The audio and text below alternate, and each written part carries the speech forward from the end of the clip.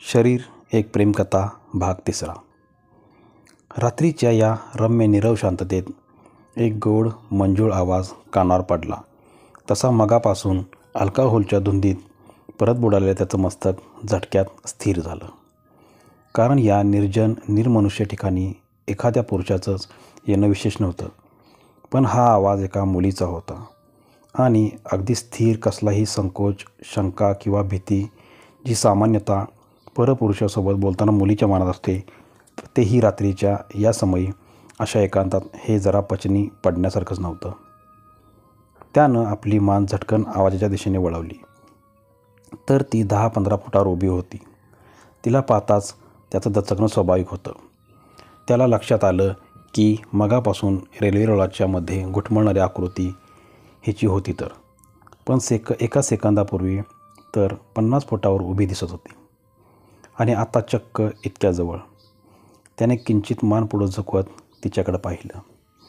तीच आहे, पण तिच्या बोलण्याकडे साफ दुर्लक्ष करत त्यानं पुन्हा खिशात हात घातला आणि खारडाळीचे 4 दाणे काढत तोंडात टाकले. खरं तर या सुरेख चांदण्यात कोणीतरी सोबत असायला हवं ना, जो आपल्याला जगात सर्वात प्रिय आहे. पूर्ण उगवलेल्या चंद्राकडे पाहतच ती खाली त्या लोखंडी ट्रॅकवर बसली. तिचा मंजूळ आवाज पुन्हा एकदा त्या नीरव शांततेत पसरत हवेत विरघळून गेला. पण तो मात्र काहीसा अस्वस्थ झाला. आपल्या आजूबाजूला पाहत स्वतःशी पुटपटला. चायला आपल्याशीच बोलते काही, म्हणजे आजूबाजूला दुसरं तर कोणी दिसत नाही. अहो तुमच्याशीच बोलते, असे गोंधळून का गेलात? तिचा आवाज किंचित मृदू झाला. ती पुन्हा किंचित हसून म्हणाली, दारू पिताय का? दारूवरून त्याच्या लक्षात आलं की ती फायनली आपल्यासोबतच बोलते. आपल्या जवळची बाटली लपवण्याचा प्रयत्न करत म्हणाला, हो, पण संपली आत्ताच. तुला घ्यायची होती का? तसं ती खळखळून हसली आणि पुन्हा एकदा तिचा मंजूळ आवाज शांततेत विरघळून जाऊ लागला. घाबरू नका, मी नाही पीत असता तरी काही हरकत नव्हती. इतकी पिताय पण आनंदाने की दुःखाने ते तर सांगा. आनंदाने पितोय की दुःखाने हे महत्त्वाचे नाही. रात्रीचे 11 वाजून गेलेत आणि तू या निर्जन ठिकाणी काय करतेस? गौरी कनी विचारणार नाही का तुला की तूच घरात कोणाला विचारत नाहीस? तशी ती शांतपणे आकाशाकडे पाहू लागली. चंद्राच्या नितळ प्रकाशानं तिचाही चेहरा उजळून निघालेला. तिचं सौंदर्य तो न्याहाळू लागला. तशी ती कमालीची देखणी होती. काळेभर मोकळे केस लांब नसले तरी दाट होते, जे पाठीवर पसरलेले. कोरलेल्या भोवया आणि तसेच रेखीव पानदार डोळे, सरळ नाक आणि किंचित गोल उबट चेहरा. कपाळावर बारीकशी टेकली, अंगात पांढरा पंजाबी ड्रेस, अंगानंही तशी व्यवस्थित होती. खाली बसूनच तिनं आपल्या दोन्ही हातांचा विळखा मुडक्याभोवती घातला आणि उदासपणे खाली जमिनीकडे पाहत म्हणाली, तुम्ही पण दारू पीत उशीरपासून इथे बसलेला आहात. तुम्हाला घरात कोणी विचारत नाही का? की तुम्हीच घरात कोणाला विचारत नाही? तिच्याकडे पाहत त्यानं पुन्हा बाटली उचलून तोंडाला लावली होती, पण न पिता खाली घेत तशीच हातात धरली. विचारतात ना, आज किती कमाई झाली? कमी झाली तर इतकीच का झाली? जास्त झाली तर अजून झाले असेल, तू लपवून ठेवले असतील पैसे. कितीही केलं घरासाठी तरी व्यर्थ. त्याचं बोलणं मध्येच थांबवत तिने विचारलं, म्हणून दारू प्यायला लागलात का? नाही. मग कोणाला तरी विसरायला?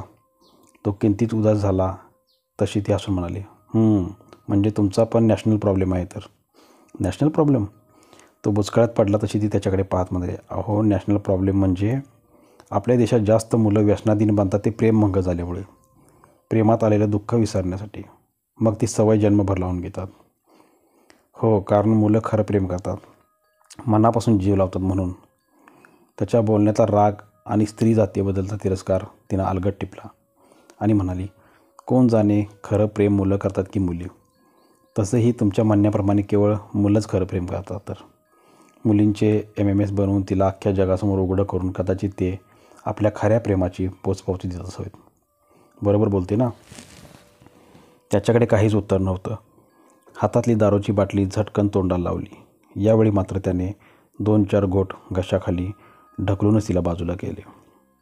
प्रेमभंग झाला म्हणून इतकी पिताय, लग्नाला नाही म्हणाली का? तिचं बोलणं ऐकून तो शांतपणे शून्यात पाहत म्हणाला, मला सावत्र आई आहे. बाबांच्या जाण्यानंतर थोरला मुलगा म्हणून मला प्रॉपर्टीमध्ये अधिक हिस्सा मिळाला आणि माझ्या सावत्र भावाला कमी मिळाला, म्हणून ती नाराज आहे. रोज घरात भांडणं, कटकटी, राग अक्षरशः नको वाटतं. त्याचं बोलणं मध्येच थांबवत ती म्हणाली, म्हणून लग्नाला नाही म्हणाली का?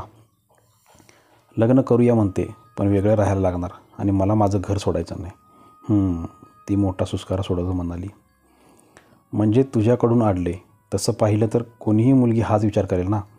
म्हणजे एकतर सावत्र आई त्रास देते, मग लग्नानंतरही तिलाही मानसिक त्रास येणारच ना.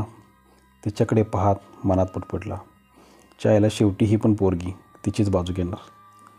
आणि पुन्हा 2 घोट मारले. आज तर दारूची पण चव बिघडल्यासारखी वाटते आणि हातातली बाटली तशीच धरत दोन्ही हात गुडघ्यावर ठेवून तिच्याकडे पाहू लागला. माझं सोड, पण तू एवढ्या रात्री इथं काय करतेस? म्हणजे एखादी चांगल्या घराण्यातली मुलगी एवढ्या रात्री अशा निर्जन ठिकाणी म्हणजे थोडं विचित्र वाटतं ना. त्याच्या या वाक्याने तिच्या चेहऱ्यावर निराशा पसरली. तिची खिन्न मनस्थिती त्याला जाणवत होती. पण तरी पुन्हा त्यानं विचारलं, काय झालं? घर आहे ना, की तुझ्या असल्या वागण्यानं हाकलून लावलं? तरणीताठी पोरगी रात्रीच्या 11-12 वाजता अशी रात्री बेरात्री फिरते म्हणजे ते दुसरं तरी काय असणार म्हणा. त्याच्या अशा उपहासात्मक बोलण्यानं तिच्या उदास चेहऱ्यावर किंचित हसू उमटलं, पण ते नकली होतं. इतकं समजण्यात तो शुद्धीवर नक्कीच होता. एखाद्याबद्दल काहीच माहिती नसताना आपण क्षणातच त्याला वाईट ठरवून मोकळे होतो ना. पण माझंही एक घर आहे, आई वडील, एक भाऊ. फक्त त्यांच्या त्या कुटुंबात आता मला जागा नाही, एवढंच. तिचं बोलणं ऐकून तोही किंचित हसला. जागा देतील तरी कशी? मुलीनं मुलीसारखं राहावं. नाही म्हणजे इतक्या रात्री तू या ठिकाणी एका अनोळखी तरुणासोबत इतकी बिनधास्त बोलत आहेस, तेही तो तरुण तुझ्यासोबत काहीही करू शकतो याची कल्पना असताना. स्वतःची इज्जत वाचवायला त्यांनी नाईलाजाने तुला हाकलून दिली असणार. त्याचा प्रत्येक शब्द आधीच जखमांनी घायाळ झालेल्या तिच्या काळजात असंख्य टोकदार सोयाप्रमाणे घुसत तिचं हळवं मन रक्तबंबाळ होताना काळजात उठणाऱ्या त्या वेदनांनी तिच्या डोळ्यात नकळत पाणी तरळून जात असलं तरीही त्या वेदना तशाच काळजात लपून कुठंतरी शून्यात नजर रुतवत ती म्हणाली, इज्जतदार घराणं आहे माझं.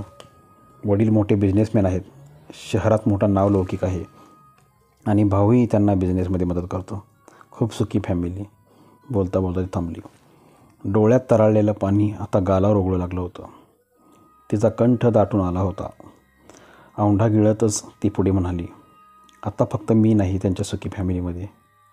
तुझं हे चालचलन बघूनच बाहेर काढलं असेल ना त्यांनी. शेवटी कोण आईवडील रात्री अपरात्री असं बाहेर नका तिथे फिरणाऱ्या मुलीला घरात ठेवतील. शेवटी समाजातील लोक आणि नातेवाईक काय म्हणतील, हो ना.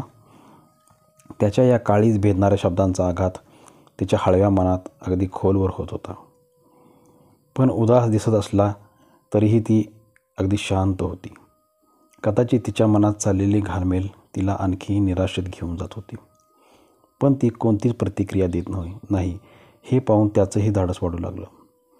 हातातल्या बाटलीतला आणखी एक घोट रिचवत त्याच्याकडे पाहू लागला. पण यावेळी मात्र त्याच्या नजरेत एक वेगळीच भावना नव्हे, वासना तिला जाणवली. एकटी मुलगी, निर्जन निर्मनुष्य परिसर, त्यात भरीत भर म्हणून पोटात गेलेली दारू. या सर्वांचं चांगलं संयोग होईल अशी आशा बाळगणे देखील मूर्खपणाचं म्हणावं लागेल. त्याच्या नजरेतील ते भाव म्हणजे वासना समजायला तिला वेळ लागला नाही. क्रमश या पुढील कथा आपल्याला पुढच्या भागात ऐकायला मिळेल. धन्यवाद मित्रांनो.